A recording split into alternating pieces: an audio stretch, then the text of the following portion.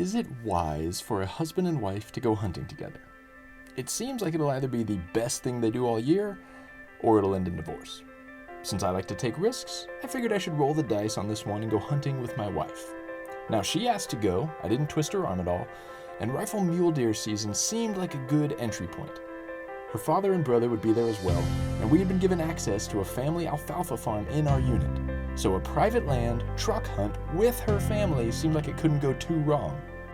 Right? All right, it's opening morning. We got here precisely way too early, and we've been sitting here in the dark and cold forever. Sarah's still cold despite having 11 billion layers on. But no deer on our side, but we just heard 2 gunshots and Zach texted us that he got one. So, and the farmers, if you can possibly hear, are starting to drive a tractor towards us. So we're gonna evacuate this blind, head to help him out. He said there's a buck still hanging out, so there's still an off chance, but it's possible we'll just be dealing with Zach's buck this morning and we'll come back out here in the afternoon. All right, Zach, tell me what happened this morning. So just about 30 minutes before shooting light, I saw 3 deer head up north and cross over the railroad tracks. Couldn't tell if there were any bucks in that group.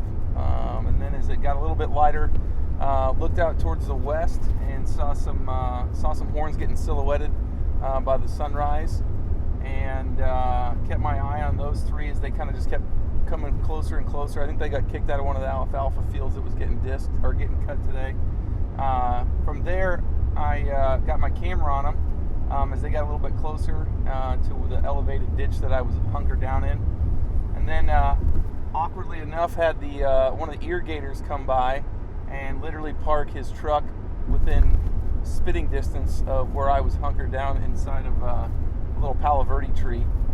So I had to use my best Spanglish to tell him that there were deer coming and to leave as fast as he could. And he attempted to get out of there as quickly as he could and went and parked a couple 100 yards away across the field. From there, the 2 larger deer that were in that group, I think it was a 4x4, and the deer I ended up shooting, which was a 4x4 on one side and kind of a crazy 5-point antler on the other side, came across a ditch, then hopped underneath the fence and took the one that was a little bit closer to me, and that was the one that I ended up shooting. First shot got him to get at the ground, and he started jumping up and down, and so I put another bullet in him.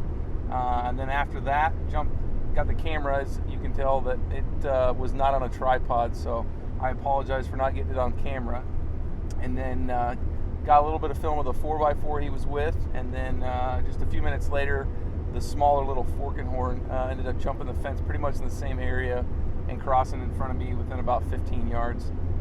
So it was a pretty fun morning. Good to get it done, and looking forward to getting another few deer in the next couple afternoons. Awesome. Congrats, man. Thanks.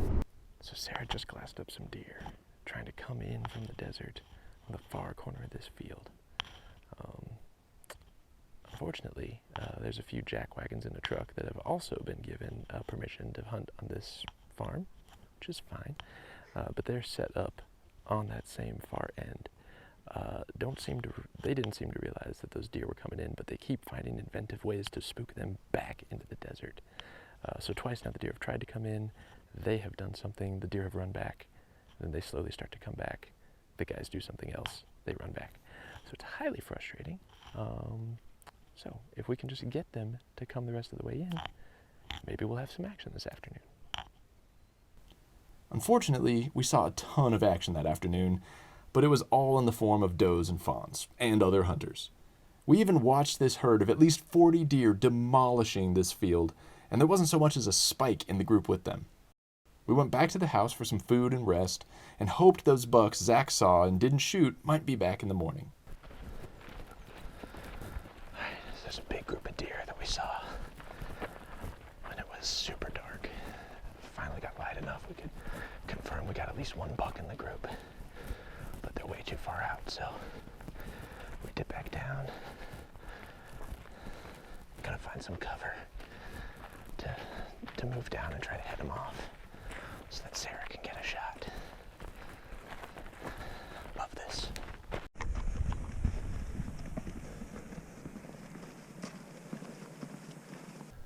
Alright, we got hung up with this weird canyon and fences and stupid crap that we couldn't catch up to the deer before they crossed anyway. They're back here in the desert somewhere. There's other hunters back here. So we're just gonna hang out by this well-worn path used by cattle and deer alike for just a couple minutes, see if we get lucky, if she gets a real close shot. Or we'll just go back and meet up with Neil and figure out what to do next. We never caught up to the deer that morning, and the farm was empty by the time we met up with my father-in-law. So we went home to rest up and came back in the afternoon.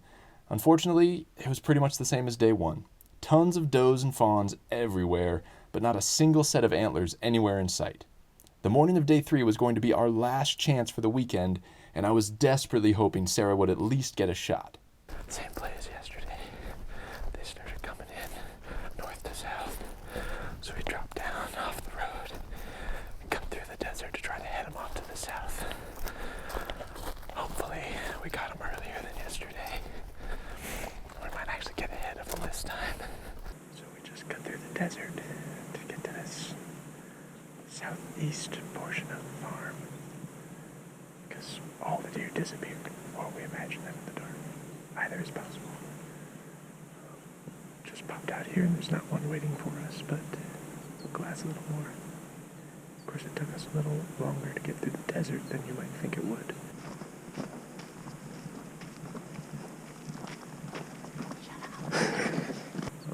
I'm not going to name any names, but some people just move slower through the brush than others. Well, no one besides Zach even fired a shot that weekend. And while it would have been nice to have more time to chase down some bucks, we had to get back to our kids. I was sure that if Sarah shot a buck, and if she wasn't crying hysterically, she'd be hooked. In the end, though, I had a terrific time hunting with my wife. And from what I can tell, she did too. It certainly didn't stress our relationship, and we didn't even fight while we were out there. Even when she was literally texting in the middle of a stalk. I'm sure she'll go out with me again, and one of these days she'll get her first animal on the ground. But for now, we made some terrific memories, had a great time adventuring together, and got out and did something. I don't think every couple needs to try hunting together. But I also believe there are few things better than doing what you love with the one you love.